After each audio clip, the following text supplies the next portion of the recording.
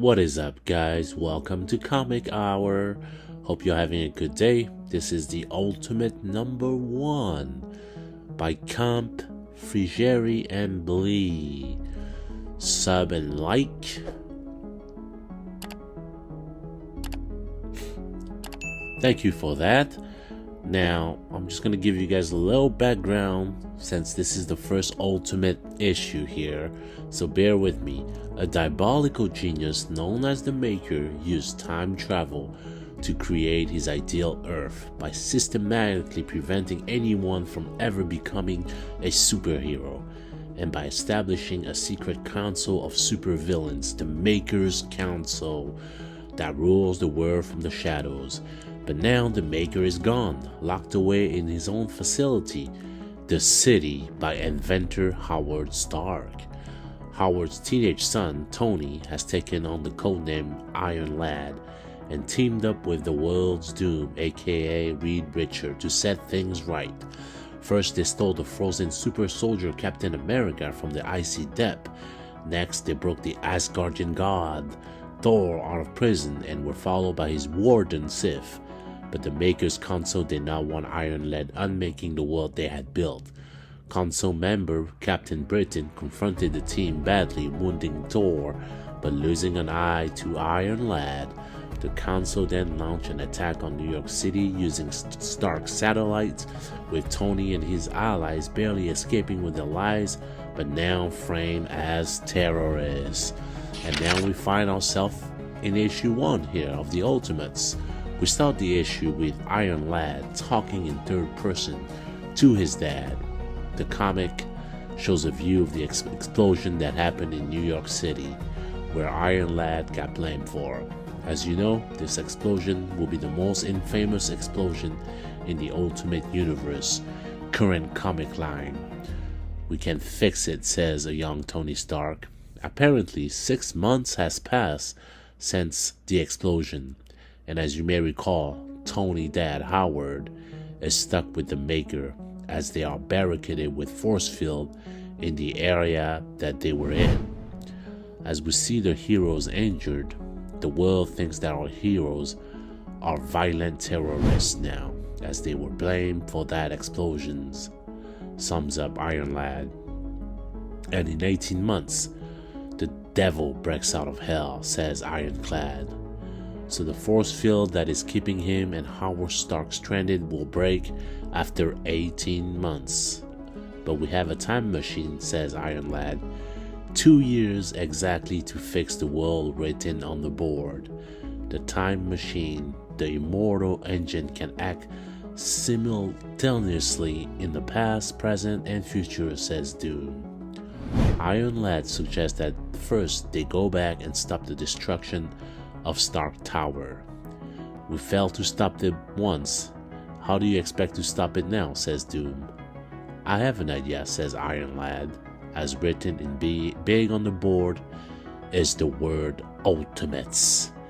Basically a team like the Avengers. As you may know, the Ultimates were first based on the original Ultimate Universe by Michael Bendis. This will be the second coming of the team.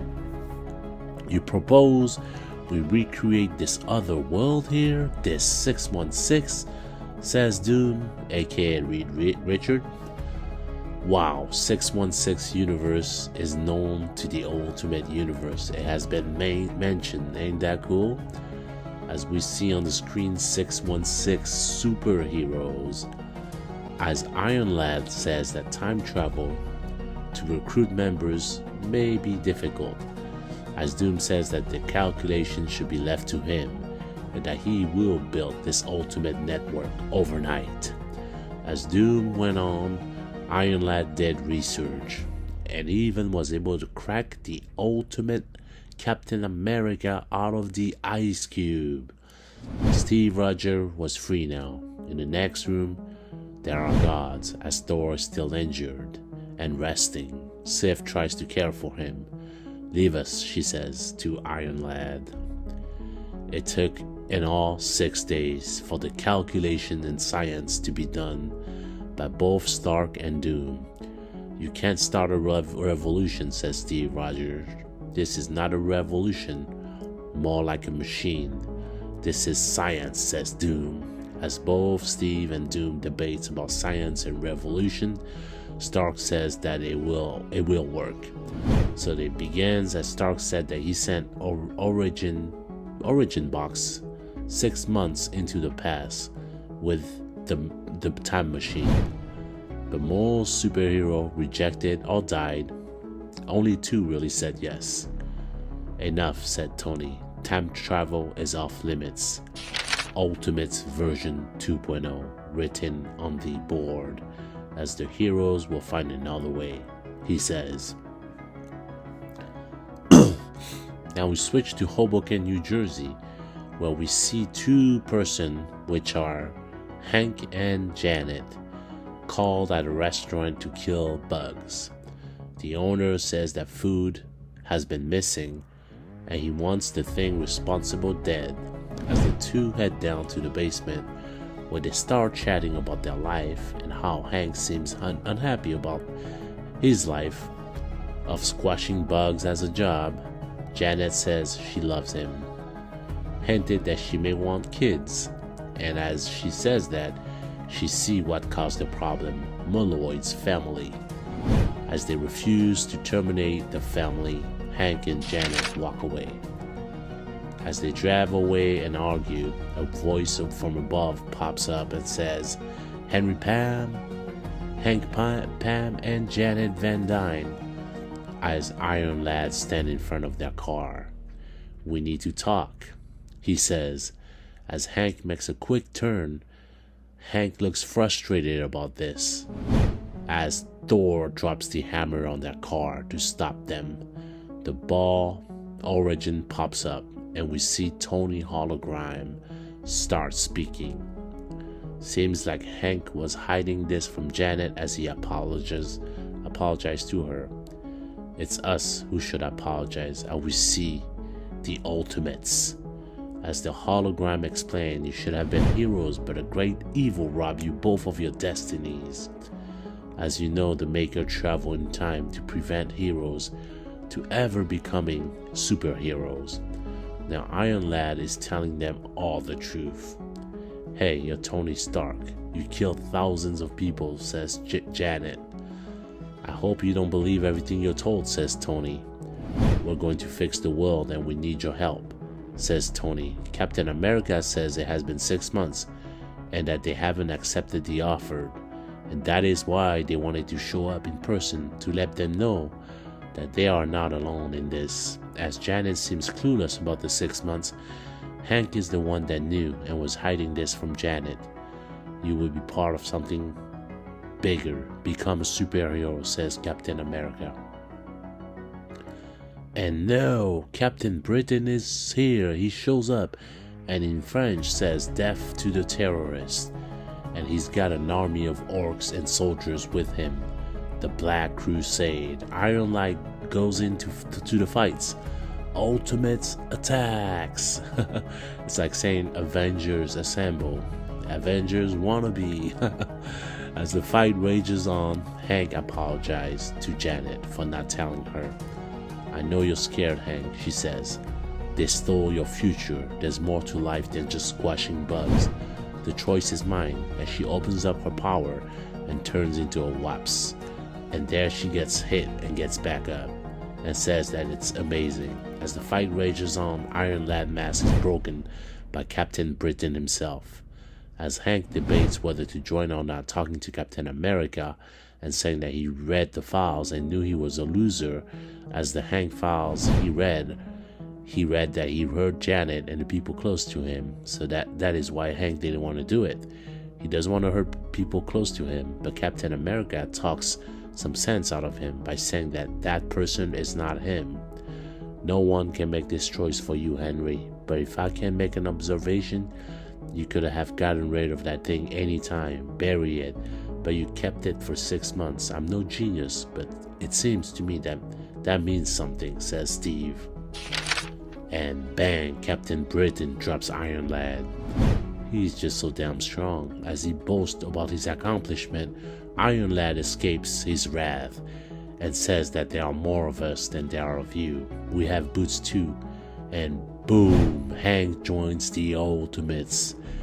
I guess he made his decision by stepping on all those soldiers. Captain Britain, however, escaped, but it is now known to the world, and the world knows the Ultimates are here, as they are referred to as terrorists by the news outlet. As Iron Lad says, the Ultimates are here, and we're gonna leave a mark. And just like that, 2 members have been recruited to the Ultimates. What an issue. I'm sure they're gonna recruit more superhero. I mean, they have 2 years to do it before the maker comes out and release hell. Great first issue, not gonna lie, I enjoyed the heck out of it with the whole science and revolution thing, even time machine stuff. Let me ask you this, when are they gonna recruit Spider-Man? Come on, do it. Ultimate Spider-Man will be so cool in the Ultimates. Do it, Marvel. Anyway, guys, sub and like. Hope you enjoyed, and I'll see y'all next time. Peace out. What is up, guys? Welcome to Comic Hour. This is Ultimates issue number 2. Do me a quick favor. Make sure you sub and like. Thank you for that. Now, if you need to catch up, click the link above and come back to see this video. Now, we start the issue in Washington, D.C. What it looks like, the White House. Agents are getting attacked, civilians are running for their lives, screaming, "It's them, no, please, don't hurt my daughter," as the Ultimates are there. You may recall that the Ultimates were framed as terrorists in the last issue when they fought Captain Britain. "You got nothing to fear from us, we just want the man in the big house," says Captain America. Now we find ourselves in earlier times as Captain America is catching up with the world history with the holo program that Tony provided. As you know, Captain America missed most of the US history because he was frozen in ice. As he watches the history of the world unfold, atomic bombs dropped, the history of the Maker's conquest, the history of the former United States of America, as we see the Maker speaking to John F. Kennedy, the former president.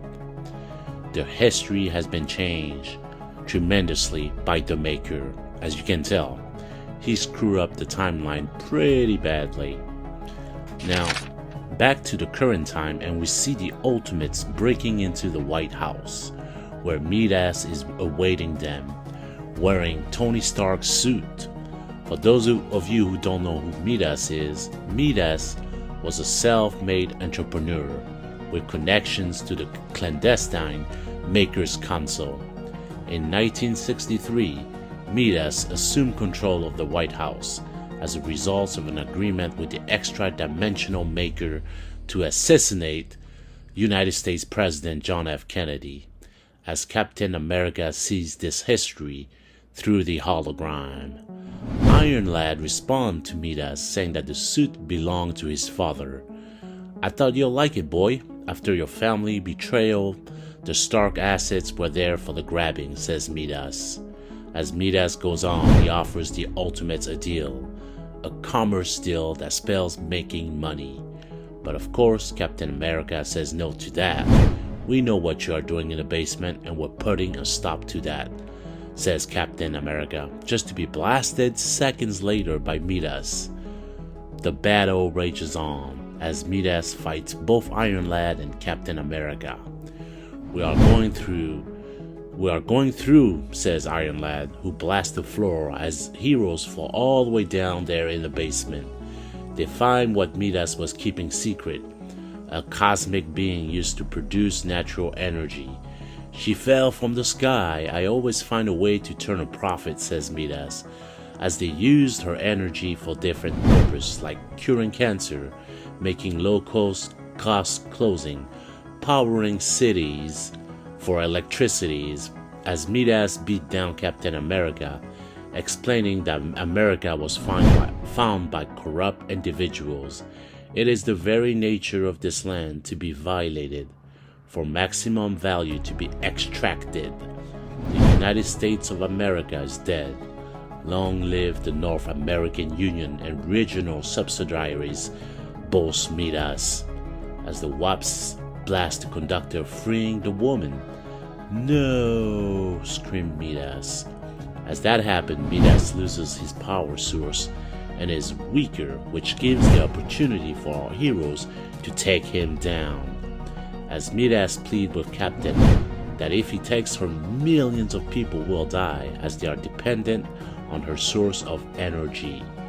As we see flashback of when Captain America got off the hologram program, Tony asks what his verdict of the 21st century is. At the current time, we see Captain America ask the woman what her name is, as we found out, as she says, America. Yes, that's right guys, she is America Chavez, as the ultimate saver and possibly recruit the newest member. And below the page reads 16 months remaining. As you may recall, 16 months is until the Maker gets off the prison that Howard Stark has put him in. It's that shielded city. And that is the issue. Wow, what a good issue. Mainly focused on Captain America himself and our values. I will have to say that so far there have been 2 issues of Ultimates, and they were both great. Now comment below and tell me what you thought of the issue and the overall storyline. If you like this video, please consider subscribing and liking, as we're a growing community. And yeah guys, I will see you guys later. Peace out. Hey, what up everyone? Stick around to discover what makes this universe Hulk so unique. We kick off this issue on the Pacific grounds, the very sites of Hulk's origin story. As you all know, the Gamma explosion transformed Bruce Banner into the Hulk. But what happened with this universe explosion? Nearby, we find a small island inhabited by a village full of people, women, men, and children, all fully unaware of the gamma rays spreading towards them. As the gamma radiation washes over the island, everyone is exposed, and the fallout doesn't discriminate. Even the children are hit. Expert analysis reveals the devastating impact of this explosion. A staggering 80 million tons of radioactive fallout have now engulfed the island. A total of 459 men and women were exposed, making this the most gamma concentrated area on Earth. The results have been unpredictable. Those affected show symptoms of sickness, significant physical and behavioral changes, and increased aggression. So, as you might expect, getting blasted by gamma radiation is bound to lead to some intense transformations and a lot of anger. Just look at She-Hulk, Bruce Banner, and all the rest. Fast forward to the present day, and the Ultimates arrives on the island. Well, not all of the members, but we've got Iron Lad, Thor, and Sif on the scene, searching for new heroes. Suddenly, a dinosaur crashes out of the jungle, and Thor easily takes care of it. Just another day for the god of thunder, right?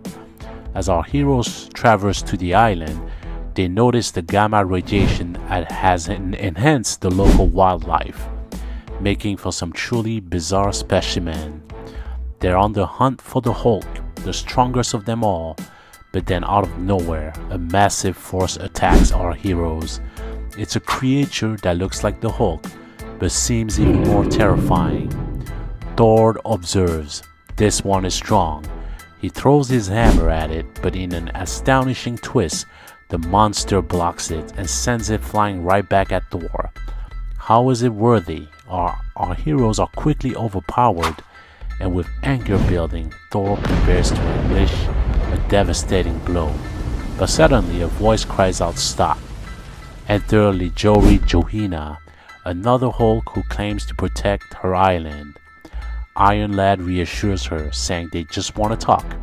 But as she draws closer to the other Hulk, we see that the creature is surprisingly actually just a baby. Frigeri dives into the island's history, recounting how small men in white coats came with hulks for experiments. They promised to clean up after the war, and Banner himself supposedly urged them to trust him. Wait, are you telling me that Bruce Banner from this universe is a bad guy? Unbelievable, right? She continues revealing how they rejected the outsiders only to have the bomb dropped on them anyway, left to suffer in the aftermath. Iron Lad inquires about others, suggesting a Hulk army could turn the tide of the war, but Frigeri warns that while there are more Hulk-like beings, most of them are disabled and unable to fend for themselves. We survive, she explains, but we are all sick and the food is contaminated. Iron Lad expresses his regret, emphasizing that they fight for justice and need her in the war, but she firmly declines, insisting that this is everyone's battle. That's what Thor is saying, basically. Iron Lad then asks if they can help relocate them, but she refuses once more, declaring that the island is sacred, deeply interconnected with both their good and bad experiences. She finally agrees to help, but only if they restore her island to its former glory. With a firm handshake, it looks like they struck a deal. However, lurking in the shadow is an evil Hulk, a member of the Maker Council, the Grey Hulk, who orders the assembly of immortal weapons. He's had enough of these heroes and is growing increasingly angry. With just 15 months left until the Maker is free from his prison, it looks like things are about to pick up.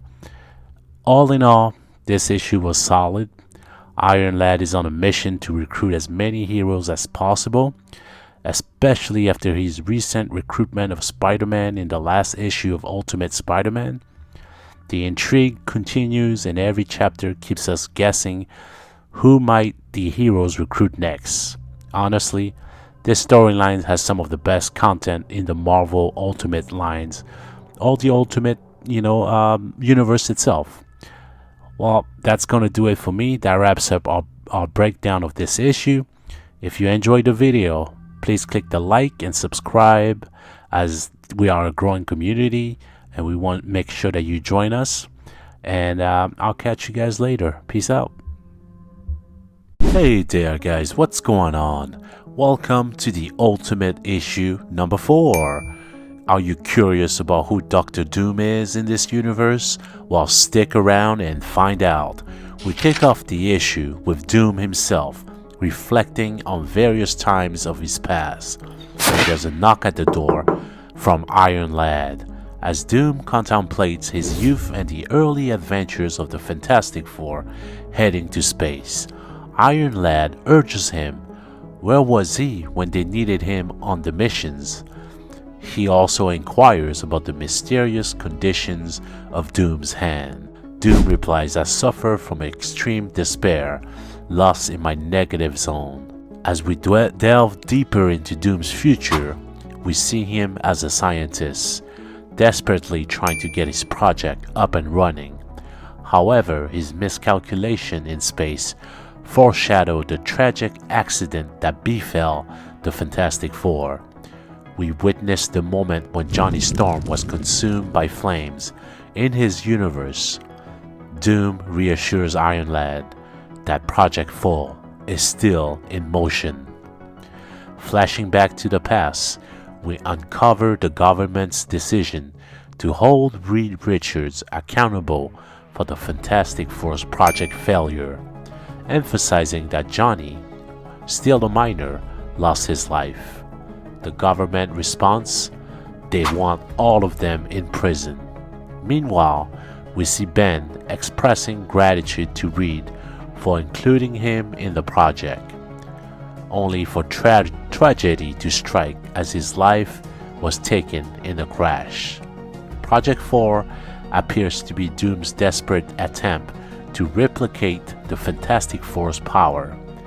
As he conducts experiments on mice, tragically, in the past we learned that Sue Storm has also passed away in her bed, and her father lays blame to Reed. Fueled by the project's disastrous outcome, as Project 4 continues to fail, with mice perishing under Doom's experiments, we discover that the Maker from the past took Reed as hostage. Tension rises as Iron Lad and Doom argue about the next steps for their projects. In flashbacks, we see Reed's determination to pursue the project, despite the government shutting it down, gathering the Fantastic Four only to lose them all. It's clear that a heavy burden of guilt weighs on him. Iron Lad speaks of loss, but Doom retorts sharply, saying, "You have lost nothing. You don't know the meaning of lost." As we see the Makers strapping Reed into a chair, the chilling proclamation hangs in the air. "You are doomed now, for you have lost everything. You killed them all. Everything you touch is doom." The Maker then disfigures Reed's face. Relieving these painful moments, Doom pounds the glass with bloody hands, showcasing his torment and pain. Now in current time, Iron Lad, feeling sympathy, expresses his frustration over Doom's relentless drive to revive the Fantastic Four. When the mice stop dying, the Fantastic Four will return, he insists, says Doom. The Maker's influence looms large as he forces Reed in the past to utter the words, "I am Doom." In the present, Doom declares, "I will never give up," ordering Iron Lad to leave him to his work while the dead mice are there. Wow, what a sad and dark past for Doom, formerly known as Reed Richards. It's heartbreaking to see him responsible for the death of the Fantastic Four in his universe, including his beloved Sue Storm. Is there any hope for revival? Will he succeed, or will he fall like his teammates? We will find out in 14 months when the Maker escapes his prison to seek domination over the world. I absolutely love the Ultimate Universe. This issue was good. If you enjoy it, please click the like and subscribe, and also check out my playlist for all things Ultimate Universe. I have a comprehensive collection of the comics, so check out the playlist, guys. Until next time, hope you enjoyed, and peace out. Hey there, what's up, and welcome to the Ultimate Issue 5. As you may know, Iron Man is preparing to recruit heroes who have lost their powers in anticipation of the Maker's comeback in just a few months. The big question on everyone's mind is, who will he recruit next? We kick off this issue at the secret Stark satellite, where Iron Lad urgently informs Cap, "Steve, we've got a problem. A Roxxon pipeline was compromised 4 months ago, and just last month, a Roxxon refinery melted down. Workers reported seeing arrows flying around the sites." "Arrows," Tony replies, reflecting that the tech is of his own design. He recalls that the man meant to take on the mantle of Hawkeye turned down his offer, leaving a random passerby to acquire the powers and weapons instead. This newcomer is in the bottom 10 percentile of heroism rating. He could easily be a villain, Tony warns. "We need to retrieve those weapons," he insists. "These arrows are equipped with advanced technology that could take down an entire army. I need your help, Steve," pleads Tony. "I took a shot and I missed." Captain America responds with determination, "I'll take care of it." Next, we find Captain America face to face with the ultimate Hawkeye at Roxxon Refinery 15. "They sent a cowboy, hey?" Hawkeye says, drawing a repulsor arrow. "Charlie Ramsey. You know why I'm here," states Captain America firmly. "You're an ultimate," Charlie retorts, justifying his misguided actions. Captain America attempts to show him the error of blowing things up. "Put your hands up, cowboy." Suddenly, Hawkeye strikes, saying, "You're a cowboy and I'm the Indian," as his hair arrow misses but ricochet off Captain America's shield. As tension rises, Charlie shares his perspective. Cowboys killed Indians and fire a sonic screamer around that blast, a deafening sound, disorientating Cap. "I'm really loving the technology in these arrows." Preparing for another attack, Captain America pleads for the return of the weapons, reminding Charlie that he's just a kid at 16. "How old were you when you took the suit?" Charlie says, pointing out to the double standard. "It's 2024. We're supposed to be beyond this, guys. Come on." He could have a point though. Charlie argues that the math never adds up in their favor before launching a cluster bomb arrow that detonates around Cap, causing explosions everywhere. The fight between America and Roxanne is just like cowboys versus Indians. "We have to resist," Charlie insists. "Trust me, you don't want that burden," Cap warns, knowing too well the ramification of such a struggle. Charlie counters with an inertia-canceling arrow that strikes Cap's shield, effectively neutralizing it. "I saw the boy who talked about justice and being your best self," he says. "That was Tony," Cap says, thinking back. "Now, my name is Charlie Hawkeye," he announced, shooting an industrial taser arrow that zips after Cap. With determination, Captain America retaliates, throwing his shield to strike Charlie. "Just like in the movies, the cowboys win and the Indian dies," he taunts.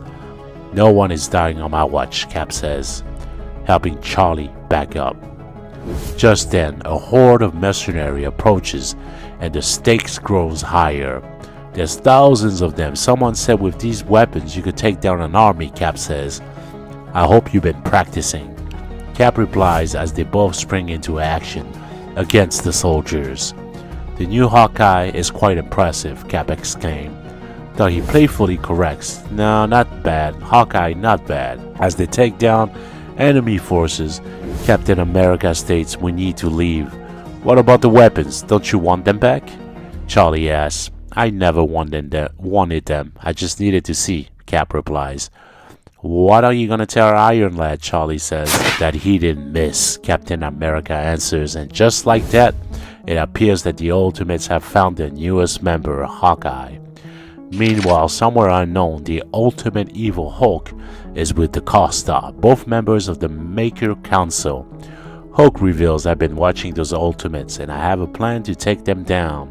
With only 13 months remaining before the Maker resurface, tensions are rising." Wow, things are heating up. Post your comment below and let me know what you think of this new Hawkeye.